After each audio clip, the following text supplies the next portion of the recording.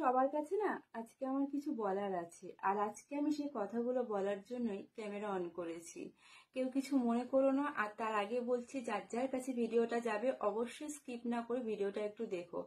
আর আমি বেশি কথা বাড়াবো না, কারণ আমরা সবাই কিন্তু এখন ফোন খুললে একটা নিউজের দিকেই তাকিয়ে থাকি।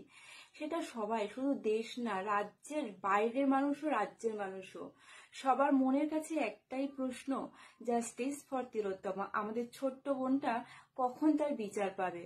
আর তার জন্য আজকে হাজার হাজার মানুষ রাস্তায় মিছিলে নেমেছে, তারা ধর্নায় বসেছে। তাদের একটাই আর্জি, তিলোত্তমা বিচার পাক।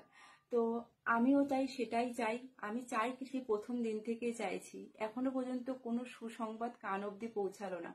তো যাই হোক, আজকে আমরা যারা কন্টেন্ট ক্রিয়েটার আছি তারা কিন্তু এক একজন এক এক জায়গায় থাকি, কেউ কিন্তু একই জায়গায় থাকি না। বিভিন্ন দেশ থেকে, বিভিন্ন রাজ্য থেকে আমরা সবাই সবার ভিডিও দেখি।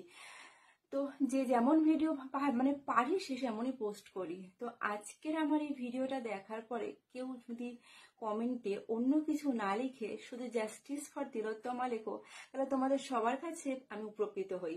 কারণ আমার খুব ইচ্ছা যে আমার পরিবারের যে সদস্যরা আছে তারা সবাই যেন কমেন্টে একবার এই ছোট্ট বোনটার জন্য বিচার চেয়ে একটা কমেন্ট করে যায় প্রিয়াঙ্কার আইডিতে।